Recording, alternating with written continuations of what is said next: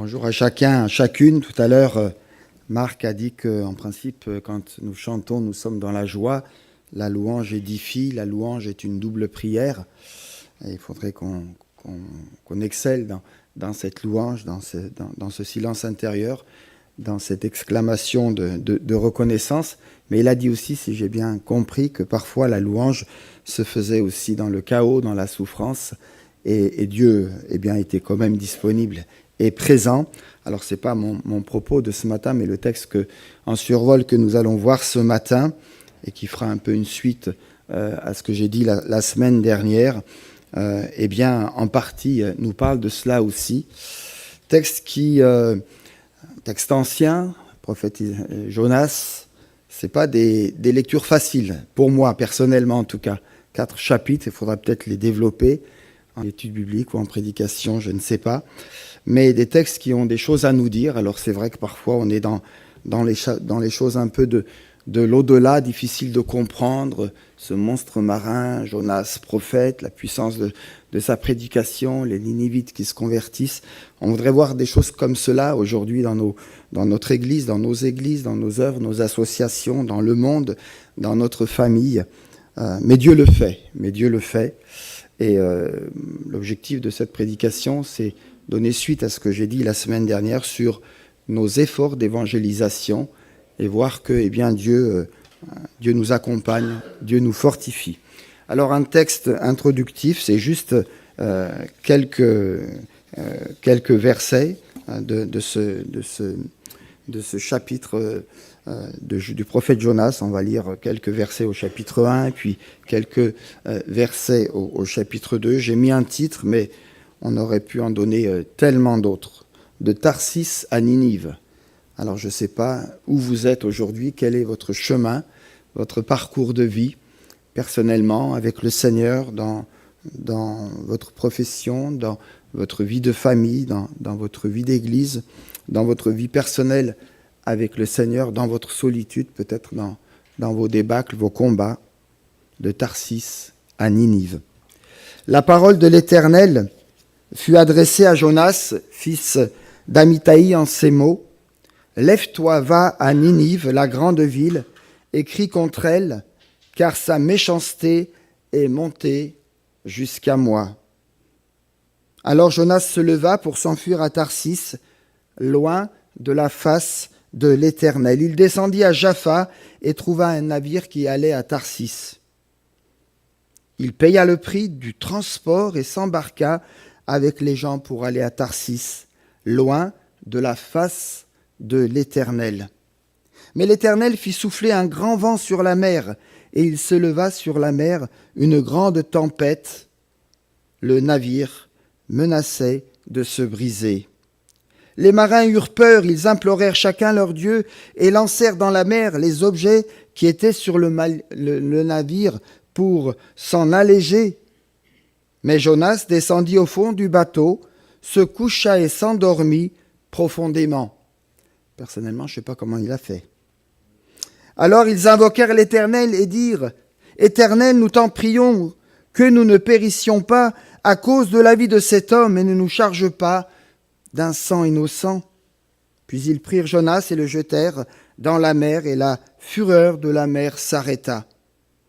Ces hommes furent saisis d'une grande crainte de l'Éternel. Ils offrirent un sacrifice à l'Éternel et firent des vœux.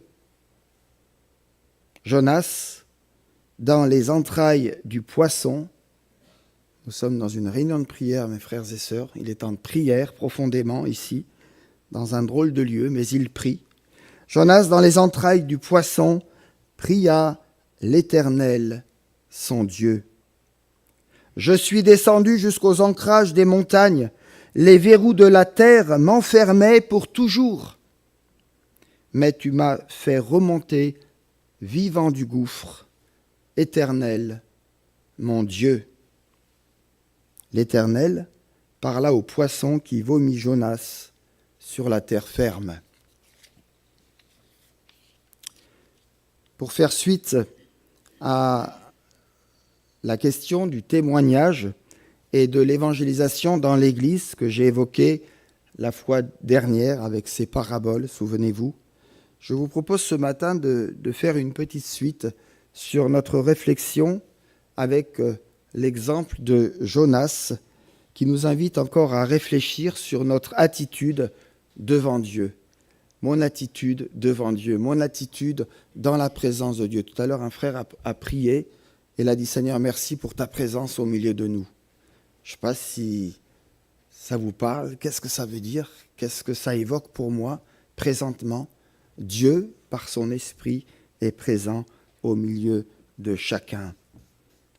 Avec en première partie un court résumé, vraiment court, un survol du parcours de Jonas dans ses 2 premiers chapitres, pour revenir ensuite sur quelques leçons spirituelles que nous pourrions tirer de son propre cheminement et qui pourraient peut-être être mises en pratique ou en tout cas nous aider dans notre cheminement avec le Seigneur.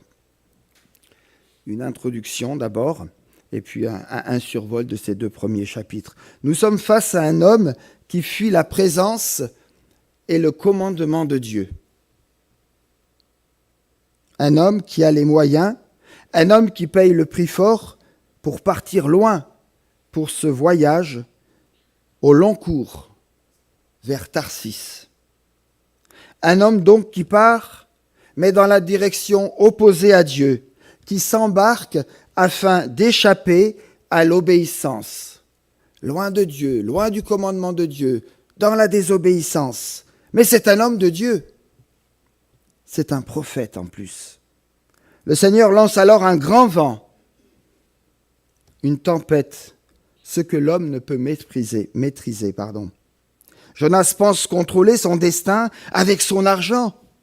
Pourtant, Dieu l'expose à l'incontrôlable face à une mer si agitée. Dieu le confronte ainsi avec sa toute-puissance. Pas la toute-puissance de Jonas, la toute-puissance, la toute-suffisance de Dieu. Un premier réflexe alors sur le bateau. On est au chapitre 1er, verset 5. Il est question de cris, d'affolement, puis on lance les objets dans la mer. Le chargement du bateau, il faut l'alléger. Jonas, quant à lui, part se coucher. Il était descendu à Jaffa, verset 3. Il descend un peu plus bas encore pour aller au fond du bateau. Et il se couche en pleine tempête. Mais il est réveillé par les marins. Pas par Dieu, indirectement, mais par les marins. Il lui faut le secours des autres pour quitter son sommeil. Il lui faut aussi le secours des autres pour quitter son voyage, pour stopper sa fuite, loin de Dieu, loin de lui, pour affronter la tempête. Prenez-moi, jetez-moi dans la mer, et la mer se calmera envers vous. Chapitre 1er, verset 22. Jonas n'en a ni la force, ni le courage, alors il demande qu'on le fasse pour lui. Mais peut-on éviter d'envoyer un homme à la mer ?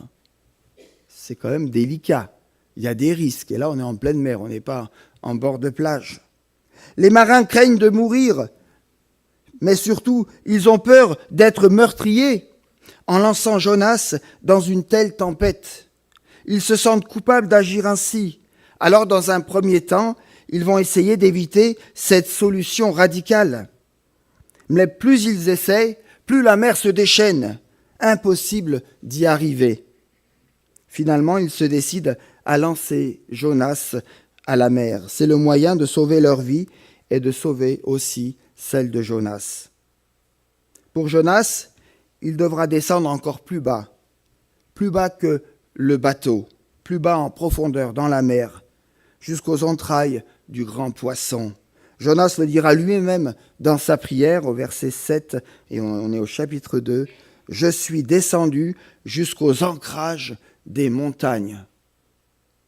Il est allé si bas pour toucher l'abîme qui est le sien, et là il fait appel au secours de Dieu, il prie de tout son cœur, il se souvient du temple sacré, au verset 8, je me dis, mais comment il a, dans ce chaos, dans cette agitation, dans cette nuit profonde, il se souvient du temple sacré, si loin de lui par la distance, mais à la fois soudain rapproché.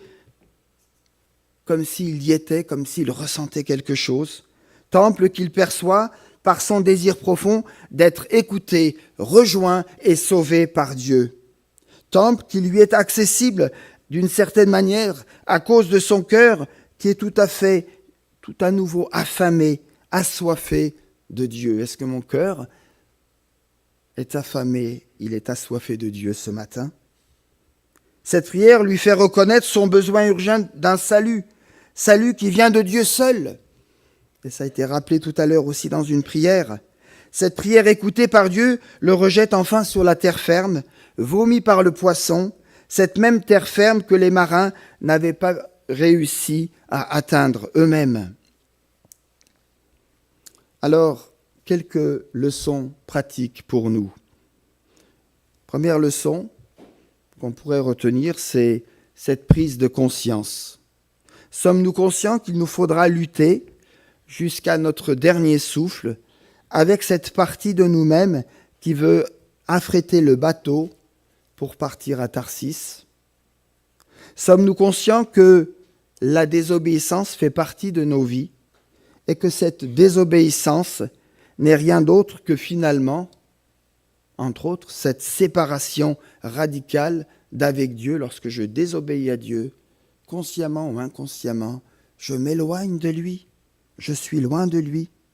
Sommes-nous conscients que, oui, la désobéissance fait partie de nos vies et qu'elle est donc liée à cette séparation de Dieu? À chaque fois que nous refusons le commandement de Dieu, petit ou grand, nous échappons à sa présence. Et à mon sens, quelque part, nous fuyons loin de lui. Nous nous opposons à Dieu aussi radicalement que Tarsis à l'ouest est à l'opposé de Ninive. Une deuxième leçon aussi, nous l'avons vu, le navire sur lequel est embarqué Jonas me semble très religieux. Un navire sur lequel chacun invoque son idole. Ils implorèrent chacun leur Dieu, nous dit le verset 5. L'idole. C'est quoi l'idole? C'est un Dieu que je peux maîtriser, que je contrôle à ma guise, que je peux manipuler. Mais vivre une relation avec Dieu, c'est tout le contraire.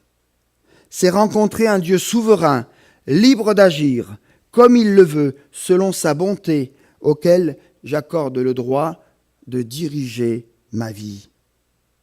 Frères et sœurs, Dieu ne se maîtrise pas. Il ne se transporte pas avec moi, là où je veux, quand je veux, y compris dans mes égarements. Il est là, mais il ne m'accompagne pas forcément. Non, Dieu reste souverain et puissant, tel le grand vent de notre récit, incontrôlable, libre de toute puissance. Jonas le sait et il va le confesser aux marins. Étonnante prière, alors qu'il est quelque part dans le contraire de ce qu'il dit.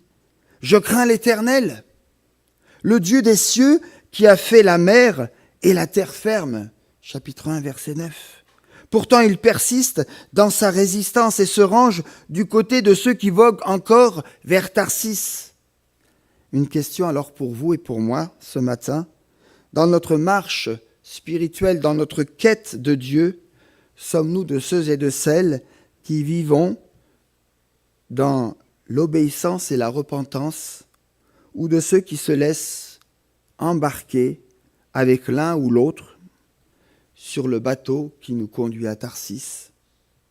Dans notre désir de plaire, combien il est facile de chercher à répondre aux aspirations religieuses de chacun, de tenter de satisfaire pour nous adapter aux désirs des autres et finalement de les accompagner dans leur croisière vers Tarsis.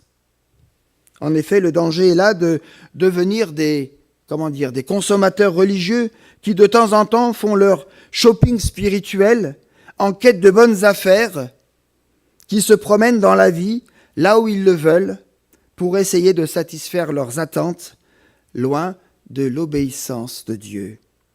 Il est si tentant d'essayer d'embarquer Dieu sur le bateau que l'on a affrété pour aller vers Tarsis, d'embarquer Dieu sur ce bateau de nos fuites et de nos illusions. Il est si tentant de demander l'aide de Dieu pour accompagner ce périple fou. Vous savez, ce Dieu que l'on ne sort et réclame qu'en cas de tempête. Mais par beau temps, finalement, pas besoin de le consulter. Si tentant également de demander à Dieu, et parfois même à ses serviteurs, de calmer la tempête à l'heure où vient la menace sur nos douces illusions, sur Dieu lui-même et sur nous-mêmes. Mes amis, lorsque le diable vient solliciter notre nature charnelle, il agit ainsi pour que nous puissions devenir à notre manière notre propre Dieu et répondre ainsi à notre propre ego. Lorsque nous nous laissons séduire de la sorte, aucun désir ne nous porte véritablement vers Dieu. Aucune soif de lui qui reconnaisse vraiment sa souveraineté sur nos vies et notre besoin de lui abandonner notre être tout entier. Nous faisons alors voile vers Tarsis et parfois nous ne le savons pas. Tout ce que nous souhaitons, c'est un petit Dieu que l'on contrôle, que l'on aménage à sa convenance, un Dieu de poche, en somme, transportable avec soi sur le navire de nos illusions, toute voile dehors vers Tarsis. Un petit Dieu qui, finalement, nous ressemble si bien, n'est-ce pas? Tellement à notre mesure qu'il devient finalement inutile et impuissant. Troisième leçon, j'ai mis des allègements de pacotille.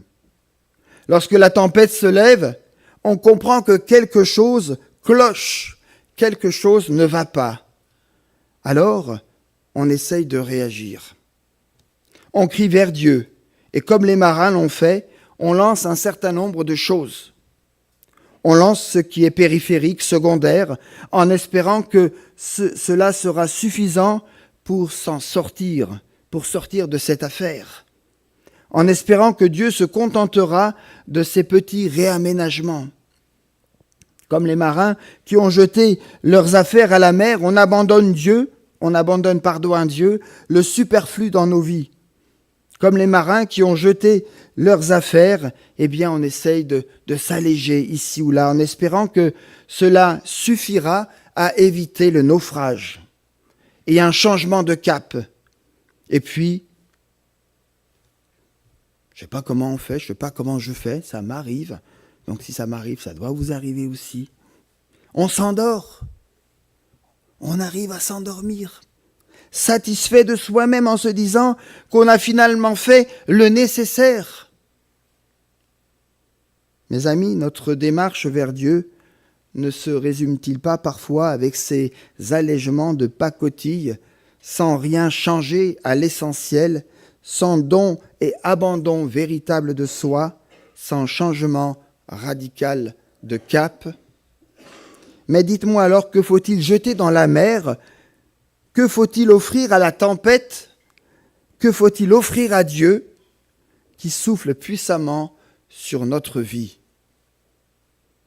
Pas seulement les objets, le chargement du bateau, mais l'homme, l'être humain que je suis. Il faut arriver à l'essentiel, au cœur. Dieu ne veut pas seulement ce qui entoure notre vie pour la sauver, pour la remplir. Dieu a besoin de notre être tout entier, corps, âme et esprit. Et c'est ce qu'il faut lui donner. C'est ce que la tempête, entre guillemets, la tempête salutaire de Dieu réclame et attend de chacun d'entre nous. Comme les marins l'ont fait pour Jonas, et je sais qu'on le fait, mais je vous encourage à le faire encore plus, il faut d'abord une communauté humaine qui me réveille de mon assoupissement spirituel. Et c'est le rôle de l'Église. Cette communauté humaine, entre autres, c'est le rôle de l'Église. Veiller à ce que personne ne s'endorme. Il faut des personnes qui viennent me trouver alors que je roupille en fond de cale. Ça veut dire qu'il faut du courage quand même, hein, avec beaucoup d'amour et d'humilité, et qui questionne ma vie en me disant peut-être, et là je paraphrase, et toi mon frère, et toi ma sœur, et toi l'ami de passage, pourquoi n'invoques-tu pas ton Dieu? Et je suis prêt à le faire avec toi. Comme pour Jonas, ce que je n'ai pas la force de faire par moi-même, car trop occupé peut-être par ma fuite, je dois pouvoir l'attendre aussi de ceux qui m'entourent, la communauté humaine, l'Église. Mais sommes-nous prêts à nous rendre ce service mutuel, à vivre cette solidarité qui peut m'être salutaire?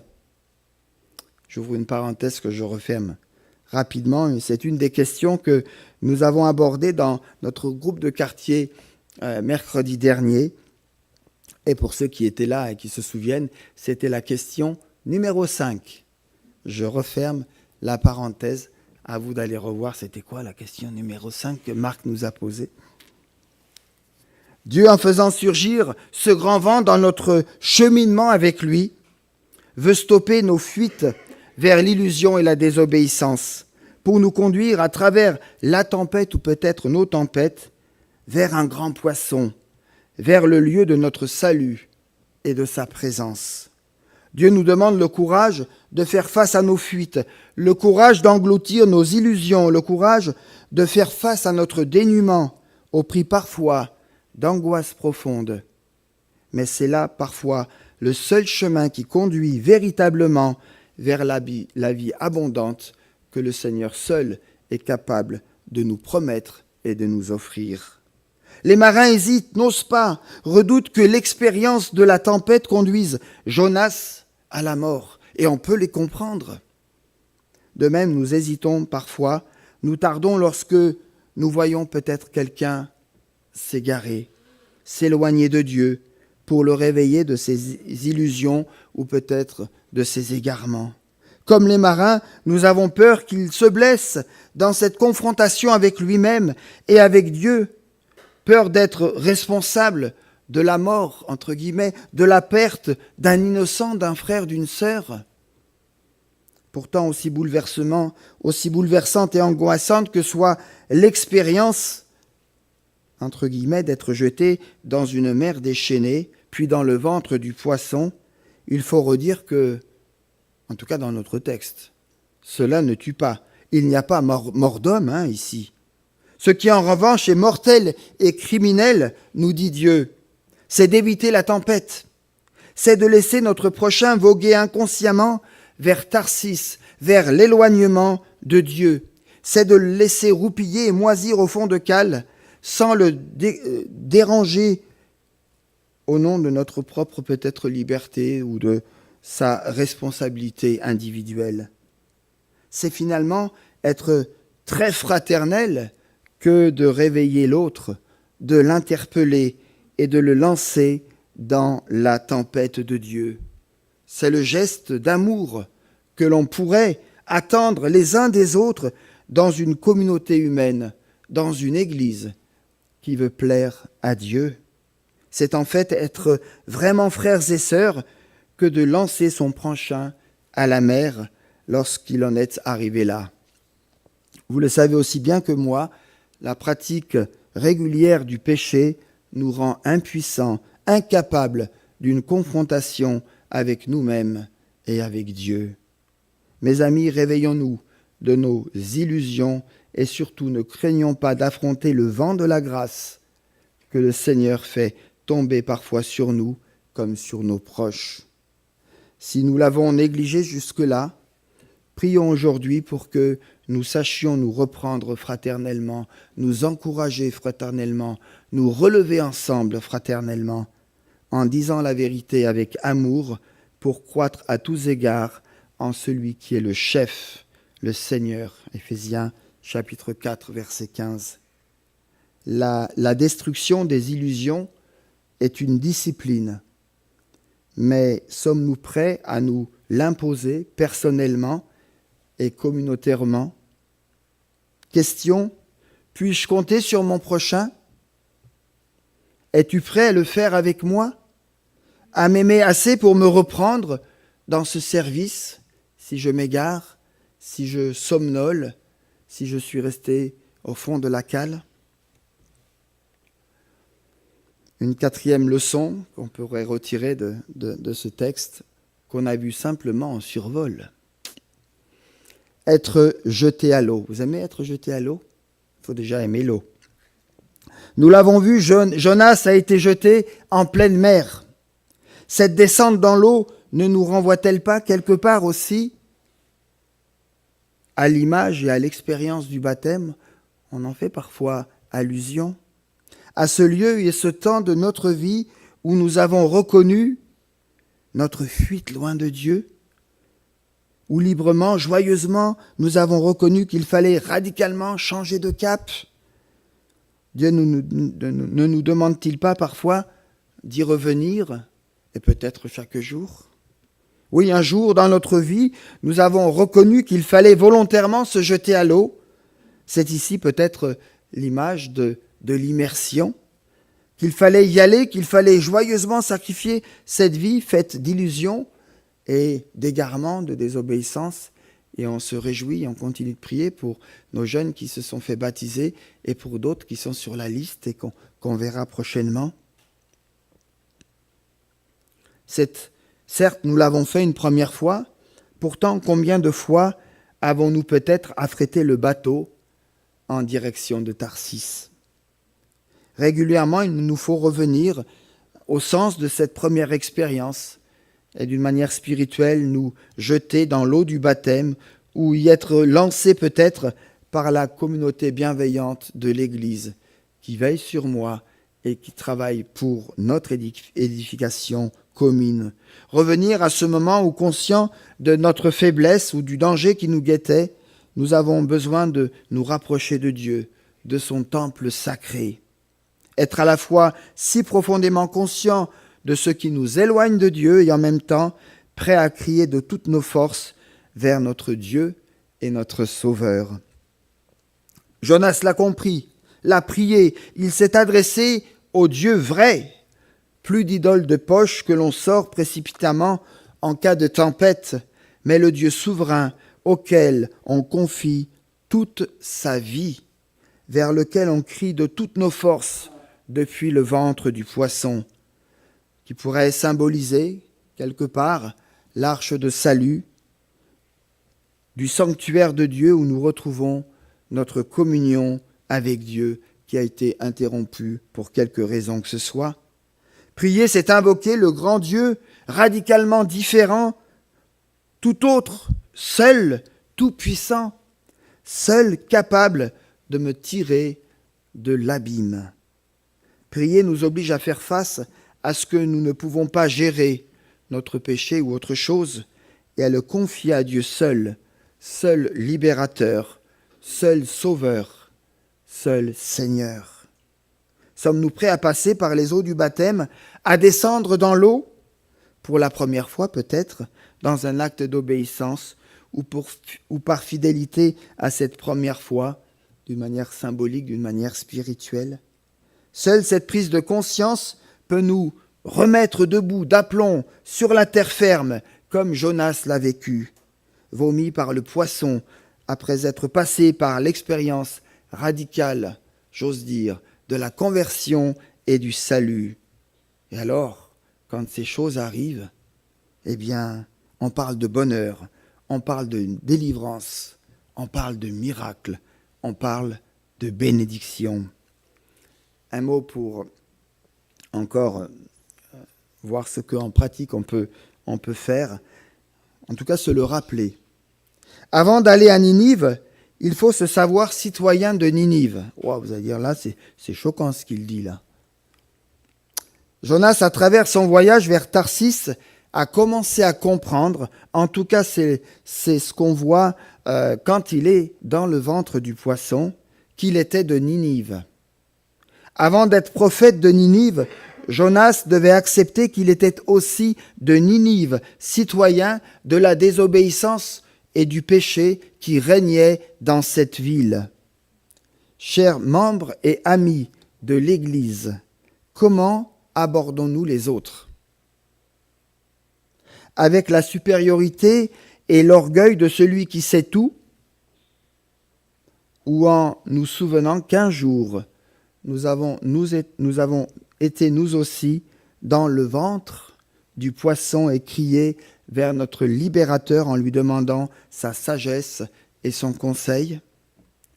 À l'heure où nous voulons poursuivre nos activités d'église et où nous voulons progresser dans nos efforts d'évangélisation, il est bon de réentendre cette leçon.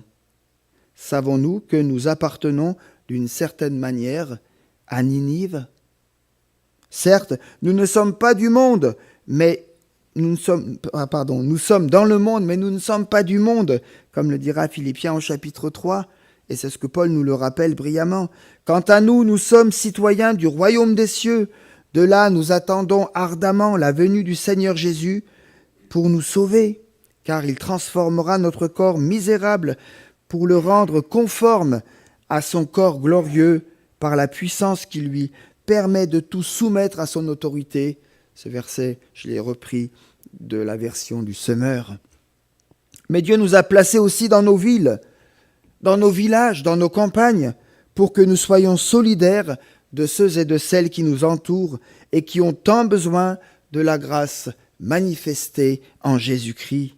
Souvenez-vous, à l'heure de son appel à la vocation de prophète de Dieu, Ésaïe a d'abord reconnu sa propre situation en confessant Ésaïe 6,5, et c'est intéressant de voir que l'appel d'Ésaïe ne vient pas au début du chapitre 1er, mais juste bien après au chapitre 6. « Malheur à moi, dira Ésaïe, je suis perdu car je suis un homme dont les lèvres sont impures. » Ça d'accord, c'est lui, et c'est là que c'est intéressant. « J'habite au milieu d'un peuple dont les lèvres sont impures, et mes yeux ont vu le roi, l'Éternel des armées. » C'est après cette reconnaissance que Dieu va sanctifier sa bouche, instrument pour lui, son cœur aussi, pour qu'il puisse parler puissamment de la part de Dieu. C'est après cette profonde inclinaison vers le Seigneur qu'il a pu répondre favorablement à l'appel qu'il a entendu, à l'appel qui lui était lancé d'une certaine manière. « Qui enverrai-je et qui marchera vers nous ?» Je répondis, « Seigneur, envoie-moi. »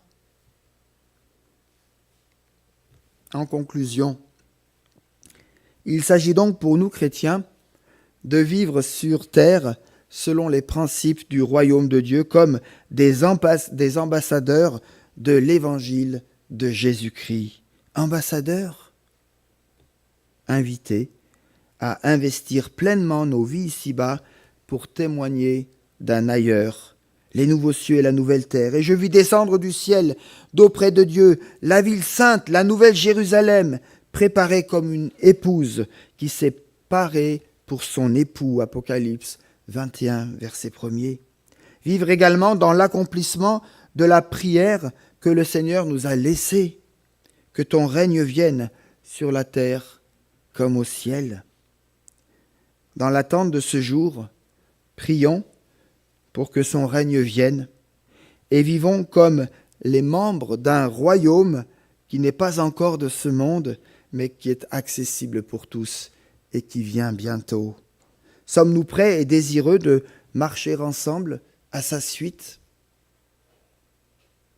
Veillons les uns sur les autres, afin que personne ne s'obstine à continuer son pèlerinage religieux vers Tarsis.